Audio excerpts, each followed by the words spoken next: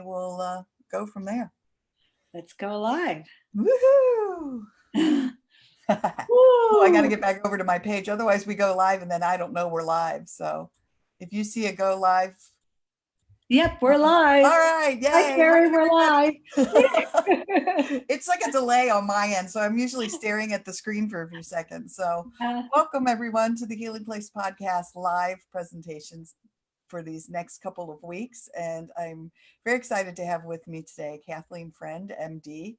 And she is here to talk to us about, we're going to do Calm the Storm with Heart and Breath. I love that title. So welcome. Hi, good morning. Yeah, we're all going to learn how to breathe a little bit more into this.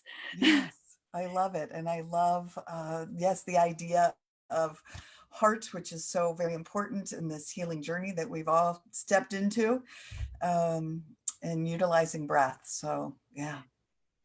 So I'm very happy to be back with you. I'm very glad that we've had a previous interview in calmer times. And my other hat when we had our podcast was as child psychiatrist and children's author. And I'm still those things. But today, what I really want to talk about is heart rhythm meditation. And I'm talking now as a heart rhythm meditation teacher and mentor in this approach. And I got really inspired to do this podcast last week when Michael Bennett, was it? Matt Bennett, yes. Matt Bennett, sorry, yes. Matt Bennett was online and he was talking a lot about heart rhythm, heart rate variability. Yes. And I really wanted to riff off that because heart rhythm meditation is really the best way that I know how to move the dial on heart rate variability and how to get our nervous systems in this place of safety. Yeah, right, which we all need right now, right? Yeah, so I know that your regular listeners have probably had a deep dive into a lot of topics about how to calm the nervous system, polyvagal theory, right? How do we get out of fight, flight, and freeze and get into our social engagement network, in that safe place in our nervous system. And so I don't want to go down that path so much because I figure a lot of people know about that, but I am very excited about heart rhythm meditation because it adds another layer to what we can do to calm the storm. Right. And it all revolves around breath and heart. And I'm not sure where to start on this because it's a big, big topic. Yeah, I mean, there's so many directions we could take it, right? About what it's doing to calm us, how it's working, and how to practice it, right? Yeah. So yeah, you feel free to, if you want to talk about, maybe just touch on a little bit what this practice will do, what it is, yeah, the impact that it has, and maybe we can walk through it a little bit. Good. Okay. So heart rhythm meditation is a type of practice that takes advantage of using a very deep rhythmic breath and coupling that with an awareness of our heartbeat, or at the very minimum, just an awareness of our heart center to coordinate these two very basic fundamental rhythms in our body. So if you think about it, that's kind of it. We have, if you will, we have two pacemakers in our body. One's our heartbeat and one is our breath. And breath really does affect the heart rate and all the emotions that we feel. This is rather controversial, I suppose, but our emotions are connected to what's happening in our heart. I know we have a brain and all this limbic system, but at a very fundamental level, the way our heart is beating and our heart rate variability and all of this translates into different emotions. Right. And we can regulate this very powerful heart with deep rhythmic breath. We can pace the heart and the heart rate variability with our breath to change our emotional state, to cut anxiety, and not only that, but our hearts are this powerhouse of a magnetic field generator. Okay, because it's an electrical thing, our heart, it's beating on an electrical system. And for those of us who remember our high school physics a little bit, not, but right, not. but that's okay. There was this little thing about where it looked like this. There was something with the fingers. But anyway, what it said was, where there's electricity, there's also magnetism. And when there's a magnetic field, it also generates electricity. So they're intimately connected. So our heart is generating an electrical, it's an electrical situation. Right. And it's powerful, and it's generating a magnetic field that can actually be measured with very sensitive instruments. So it's not a fantasy, it's a real physical thing. Yeah. And the composition of that magnetic field is, I guess we could say, that's our atmosphere, our emotional atmosphere. And people pick this up. Yeah. They pick it up mostly unconsciously, or sometimes consciously. They'll say, oh, I just feel so calm around this person, and I don't even know them, or they have a really good vibe. Yeah, I say it's an energy thing. Yeah. And and so that's coming from the heart.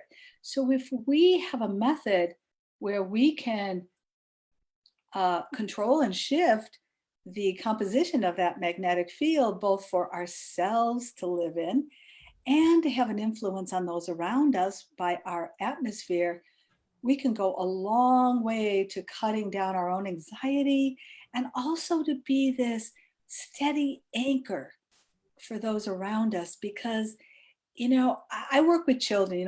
As you know, I'm a child psychiatrist, so I work with parents and children. And oh my goodness, parents right now absolutely have to have their own oxygen yes. first, right? Because what they're feeling in their nervous system and their field gets directly communicated to the child. Right. And we know this, and in order for the co-regulation between parent and child, the parent has to be in that regulated state. Yes. And it's really important right now for the children. And so heart rhythm meditation is another powerful tool in the toolbox.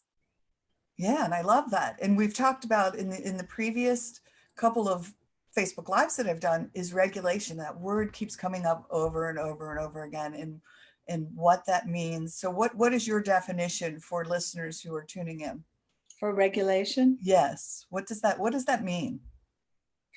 It's kind of like, there's a lot of ways to describe regulation.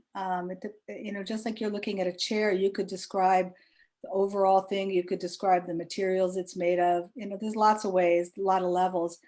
But for the purpose of this, I'm going to call regulation being in this coherent state physiologically, where the heartbeat and breath are coordinated to produce this very slow wave in the body, if you will. It's a slow, energetic wave that gets created.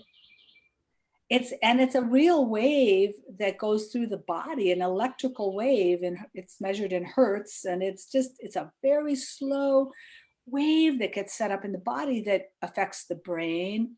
It affects the gut, it affects the heart. It goes to every cell of the body and entrains it in this slower, regulated rhythm.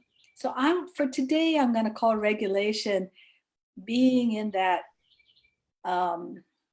slow, calm place, a little bit like, I'm going to give a metaphor. So the metaphor would be, if you're like a little boat, like the sea is raging around you, and you're a little boat, and you're just getting tossed by the waves, and you feel every jolt. Now, if you can be an ocean liner with this slow rhythmic breath coordinated with your heartbeat, why, you will feel the storm is raging, the waves are, you're so big and steady that it just moves you very slightly. It's not much, things are happening around you, but you're just not moved off the center very easily. And if you are, you just come right back. So we want to build this ocean liner today. I love that. And it's beautiful and perfect. Yes. Very cool.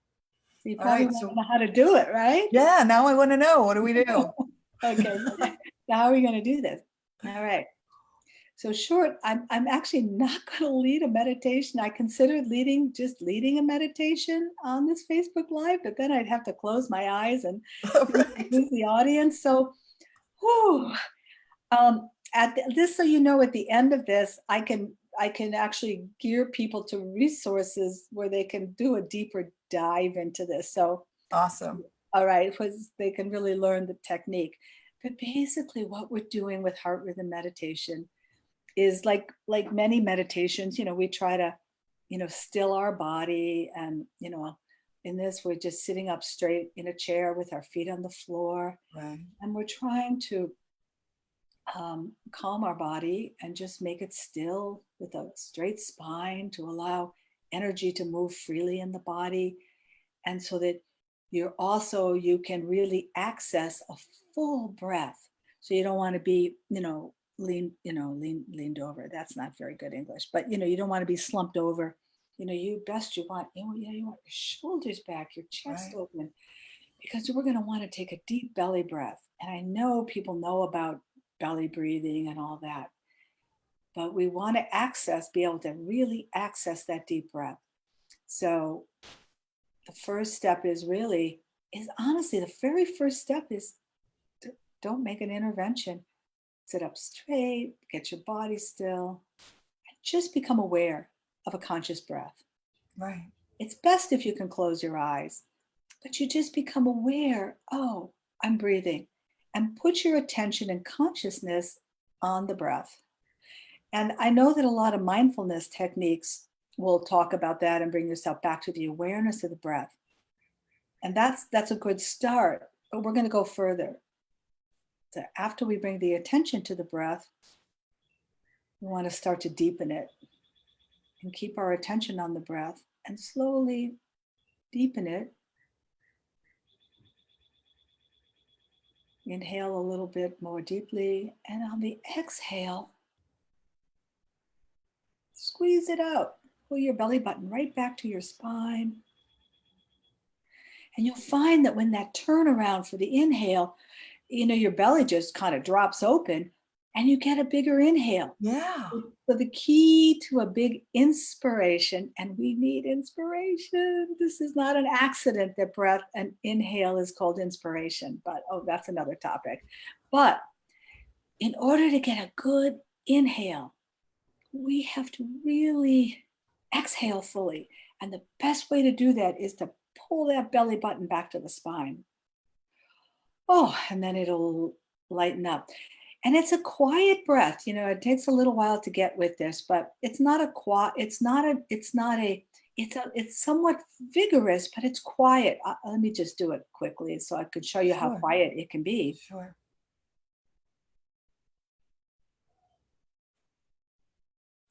Now, you probably wouldn't know that in that I did a very vigorous pulling back on my belly button back, because I've done this a while, so there's no gasping or anything. Right. But that's just one little piece of it to make sure that helps you get an inhale, because most of us are experts. We tend to specialize in inhaling or exhaling. And the only way you're going to know that about yourself is with pay attention. Yeah. Wow, do I tend to inhale more or do I tend to exhale more?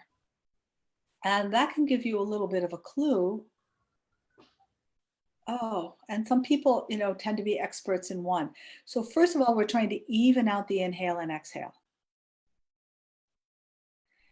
And so ideally we want to have like a count of 8 in, 8 out without any pauses at the top or bottom, almost like you're on a trampoline.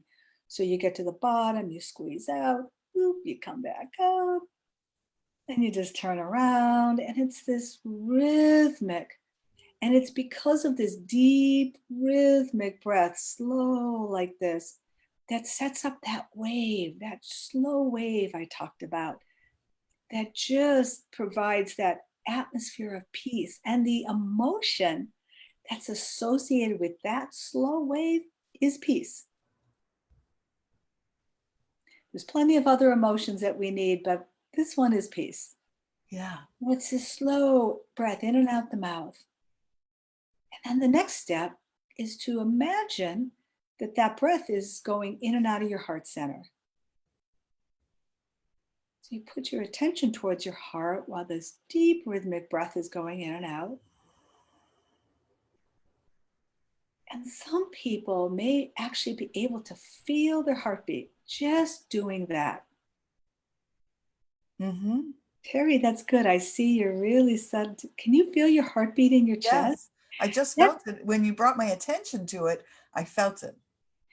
Yeah. Did you know you could do that? No.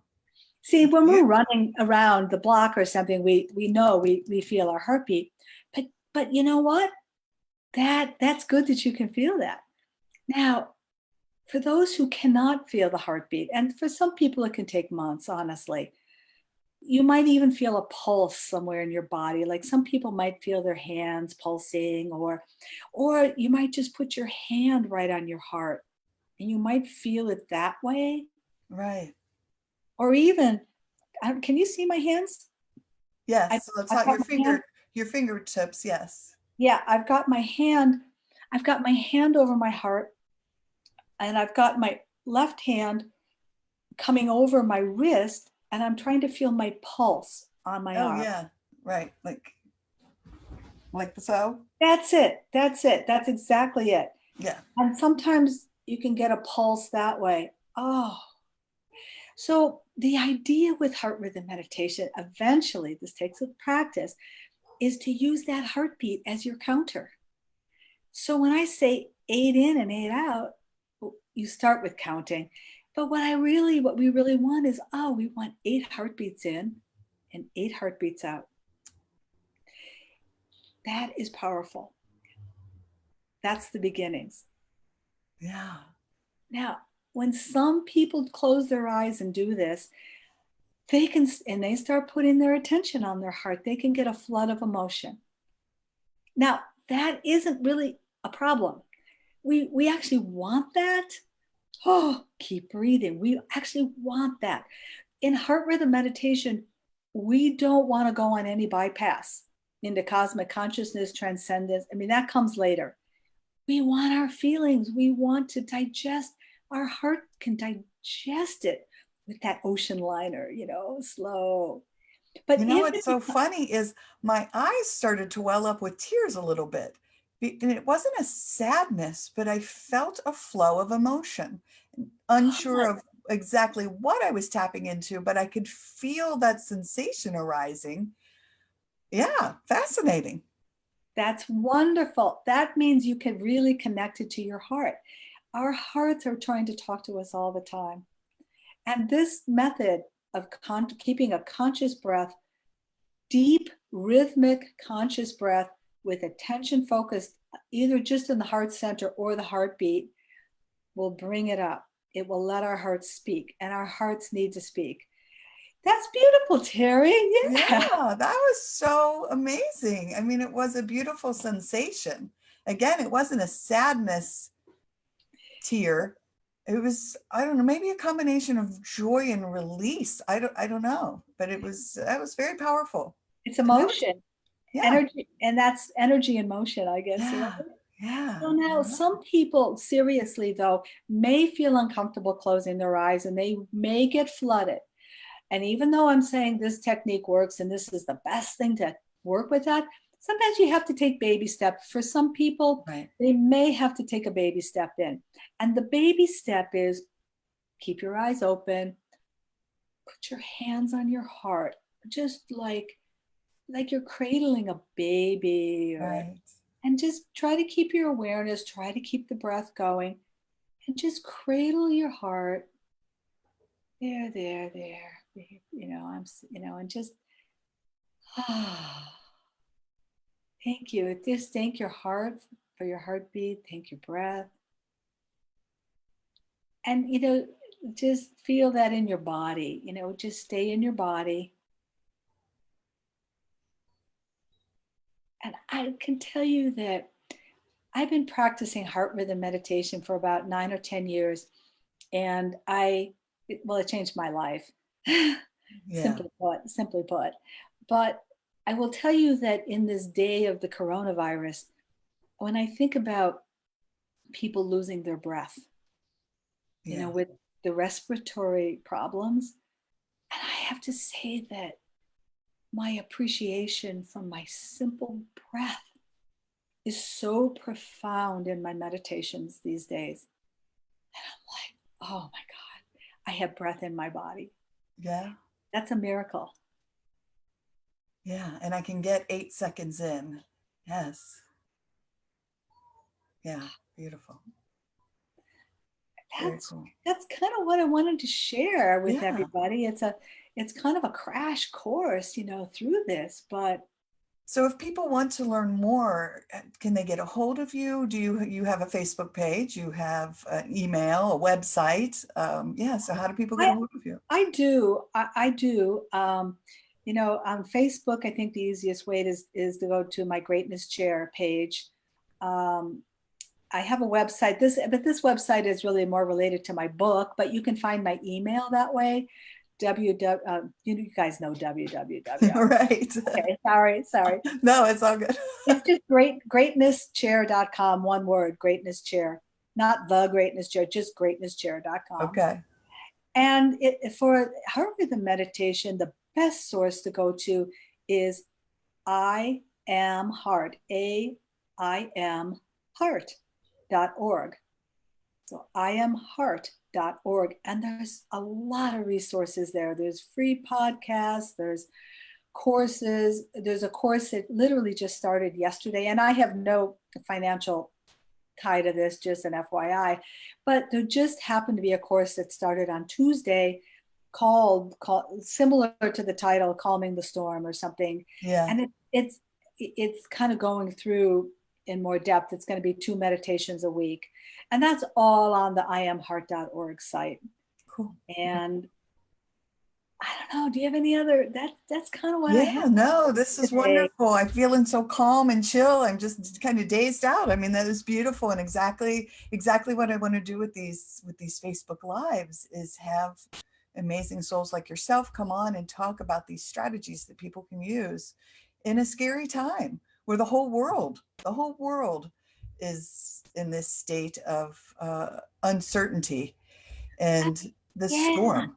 Yeah. And it's real. I mean, we don't want to go on bypass here. I mean, we don't want to get paralyzed by our fear, because obviously, high levels of fear also affects our immune system, and we want that to be functioning well.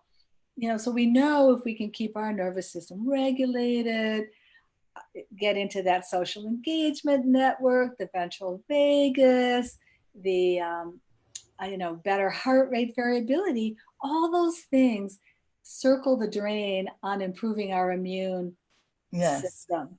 Right. So the more we can pull ourselves back there, and you know what? Fine, meditate on a chair, but if you find yourself going, if nothing else, put your hand on your heart, try to take a few deep breaths in and out of that heart. Right. And try to deepen it best you can just with a few breaths, and just bring this awareness of bringing breath and heart together. I love it. Well, thank you. And I want to mention too, you talk about your website and Greatness Chair, but folks, if you get an opportunity, check out the children's book that Dr. Kathleen wrote. It's called The Greatness Chair. Yes. Yeah. With the in front. Yeah. Yeah. And yes, just be sure to check out that children's book, because and I have a second one. I do have a second one in the works, but we're not there yet. All right. Well, I congratulate you on yeah, the greatness chair and the message you're putting out there and the work you're doing, helping children and families, and for joining me today. Thank you so very much for Oh, shining your Teri, thank you for you light. too. Your message is just a shining light all at all times, and especially now. And I just applaud you for, coming to work every day. Yeah, thanks. I know I'm chilling in I call it my sacred writing space where I record the podcast and do my writing, my newsletter, and the dogs are normally in here with me, but the whole family's home. Everybody's working from home and school, we're doing school from home. So the dogs are in seventh heaven because they don't have to be locked in here with me. I bet. Well, many blessings to you and You to too. all your listeners. And oh, if there was ever a time where we realize we're all in this together, it's now. And I'm Absolutely. as just as uncomfortable as I am by everything going on, and but this is also a great time of transformation. Yeah. And there's so many wonderful lessons that can come from this, and to really elevate humanity and our. I believe that. I I do believe. too. I fully believe that in all my heart, that this is an opportunity for great growth. Yes. And for so many of us to, yes, come together. Right. All right. Well, thank you again. And everyone, thanks for joining us today. And until next time, remember, be gentle with yourself. All right. Bye-bye. Let me hit stop streaming here. We're still here, folks. It takes a second on this end. So